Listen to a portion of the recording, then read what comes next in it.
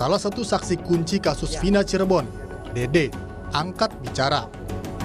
Dalam wawancaranya di kanal YouTube Deddy Mulyadi, Dede mengungkap kesaksian dari keterangan saksi kunci Aep dan dirinya dalam BAP yang pada akhirnya menjerat 8 orang jadi terpidana.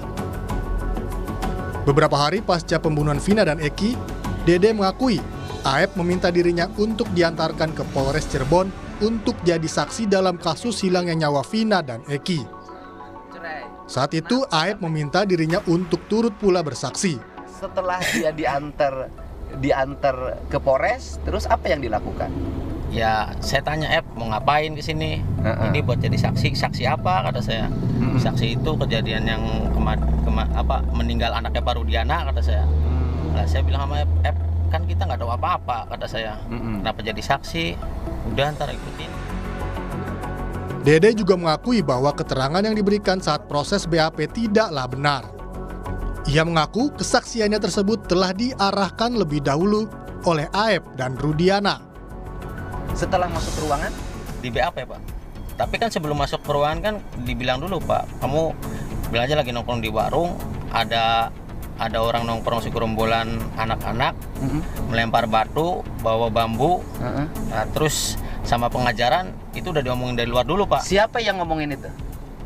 Ya yang ngomong itu kan pertama Aep ngasih tahu Pak. Oh, yang ngarahin bahwa kamu menyaksikan ada anak-anak melakukan pelemparan, kemudian pakai batu, bawa bambu. Nah, yang ngarahin pertama itu siapa? Aep sama Rudiana ngasih tahu ke saya Pak. Dua-duanya. Pengakuan Dede memang masih harus diuji. Namun jika keterangan Dede itu benar adanya, tentu bisa membuka babak baru. Terbuka tabir misteri kematian Vina dan Eki yang terjadi 8 tahun lalu. Dan di sisi lain, keterangan Dede bisa jadi bukti baru di tengah upaya para terpidana yang sedang mengajukan peninjauan kembali. Tim Liputan Kompas TV.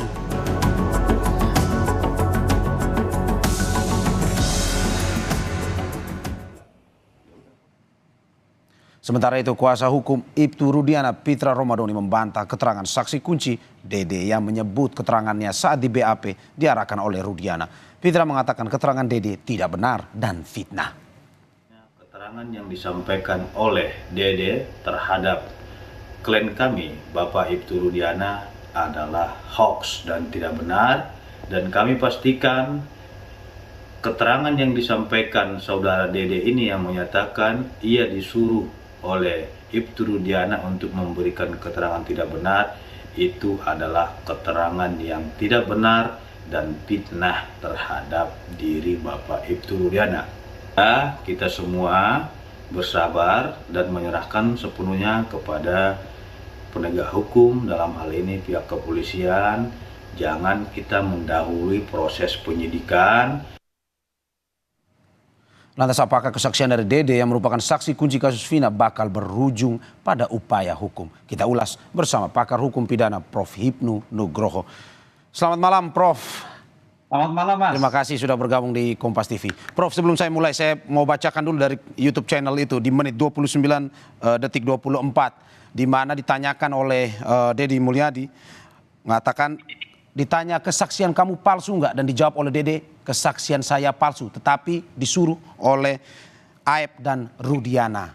Tanggapan Anda dengan kesaksian yang baru ini? 2016 beda, 2024 beda. Tanggapan Anda Prof? Ya, kesaksian palsu itu adalah suatu keterangan yang di bawah sumpah di persidangan tidak seperti keadaan yang sepertinya.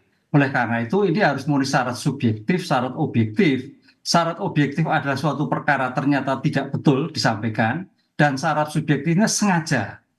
Tapi sekarang pertanyaannya begini Mas, kita tidak bisa percaya begitu aja. Di persidangan keterangan itu diuji.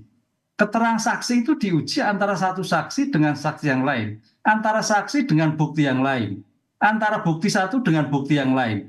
Konfrontasi itu ada. Pertanyaannya apakah seperti itu? Ini yang juga harus kita perhitungkan. Oleh karena itu dalam konteks seperti ini, Dede dan Aep seandainya itu betul, wah ini nanti bisa kena pasal 291 kaitannya memberikan keterangan palsu di bawah sumpah.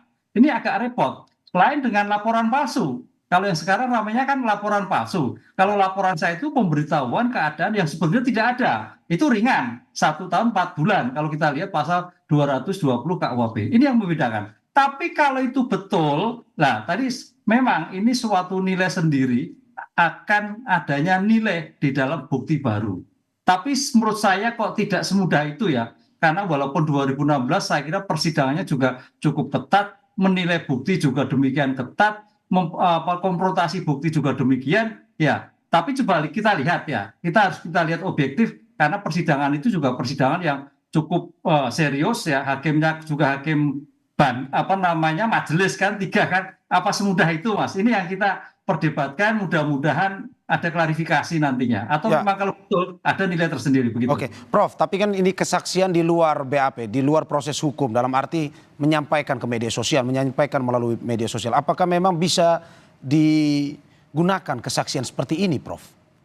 Ya, kesaksian yang seperti itu memang tidak bisa digunakan kan. Itu kepada pernyataan pribadi kan.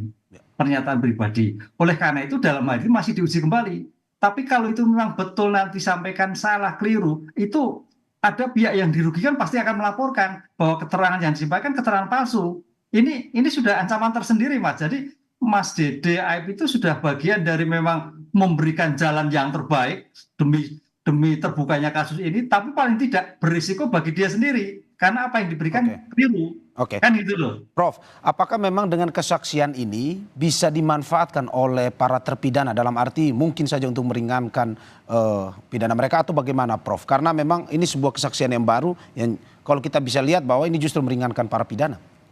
Ya, kesaksian baru itu kalau kita lihat adalah bukti langsung.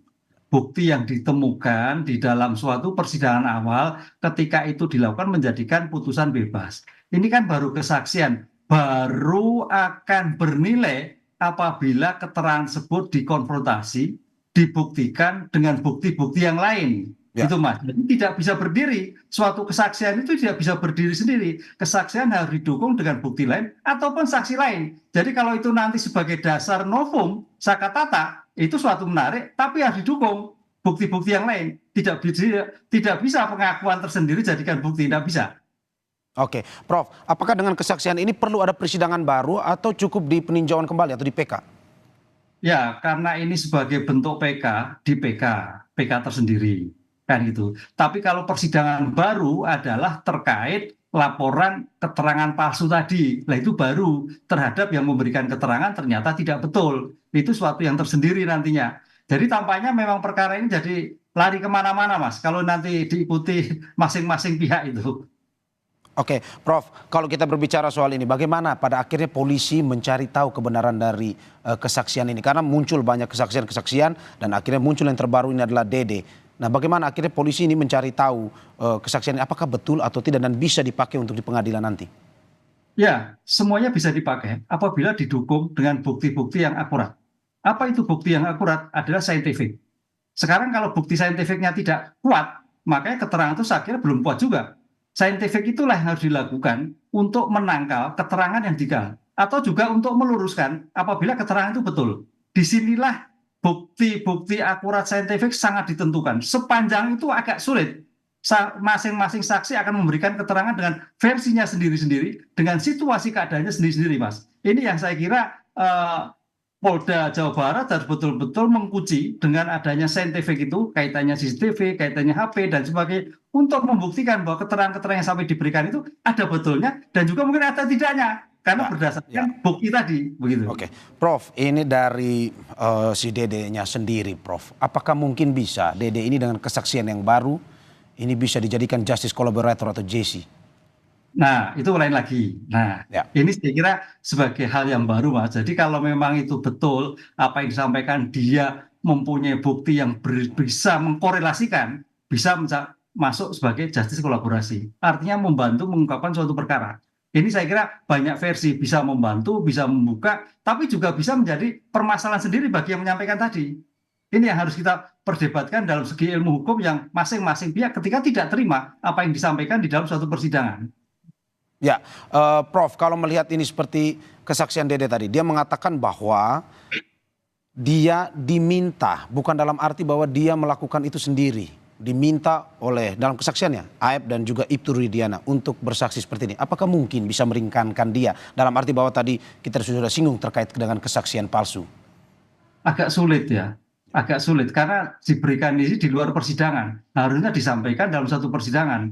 Oleh karena itu sebetulnya keterangan-keterangan yang disampaikan sekarang itu blunder semua, Mas. Blunder bagi yang menyampaikan, tapi juga blunder bagi penegakan hukum yang lain. Karena apa? Harus mendukung, harus mencari bukti yang disampaikan oleh Aib dan Dede ini sejauh mana kebenaran dari bukti-bukti yang dapat. Makanya di sini saya melihat tadi sudah ada pendamping dari Ibtu Rudiana. Itu suatu menarik, penyeimbang. Jadi bukti-bukti yang dilakukan betul atau tidak, sesuai atau tidak, bernilai atau tidak, ini yang seimbang. Karena kemarin kan tidak ada kuasa dari Ibtu Rudiana, sekarang sudah. Ini saya kira suatu objektivitas dalam suatu penanganan perkara. Jadi perkara yang dilakukan sekarang itu bernilai atau tidak tergantung pada suatu pembuktian. Karena rasnya sekarang itu sebetulnya kita tidak bisa hanya berdasarkan bukti-bukti saksi, bukti-bukti testimoni, tapi bukti-bukti saintifik. Bukti-bukti saintifik yang ditemukan itulah yang akan membuka, yang didukung dengan bukti yang lain. Sepanjang itu tidak dilakukan, Mas, ya buktinya ngalor ngidul semua nanti.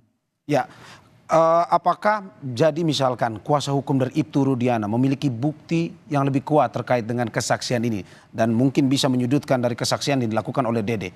Apa yang mungkin akan terjadi nanti, Prof? Ya, itu kan bisa disadikan dengan bukti-bukti yang lain. Kan dengan keterangan-keterangan yang lain. Makanya di sini saya kira suatu seimbang sekali antara bukti-bukti penasihat hukum itu dan penguasa dari Dedi. Nanti akan imbang.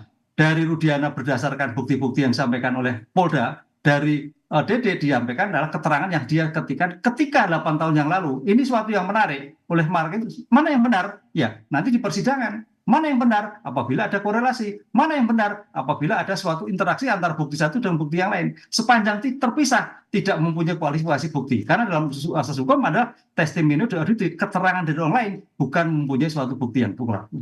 Oke, Prof, penegasan terakhir, Prof. Berarti menurut Prof, kesaksian dari Dede ini tidak terlalu kuat atau tidak terlalu cukup buktinya? Ya, masih perlu dukungan bukti yang kuat. Karena baru keterangan saksi, baru keterangan sepihak. Karena dalam suatu keterangan saksi apalagi disampaikan di suatu persidangan, saya kira hakim akan melihat korelasi antara saksi Dede dengan saksi yang lain. Dan dukungan bukti yang kuat, Prof, seperti apa, Prof? Ya, bukti disampaikan di persidangan. Kan kita lihat alat bukti itu kan ada keterangan saksi, keterangan ahli, surat petunjuk. Barang bukti yang ditemukan ketika itu dalam suatu persidangan, bernilai atau tidak, itu kembali pada 184 KUHP, jenis-jenis alat bukti yang mendukung dari keterangan saksi yang ada. Ini yang saya kira harus di-compare dengan pembuktian sehingga kualifikasi bukti itu bernilai dan tidak bernilai.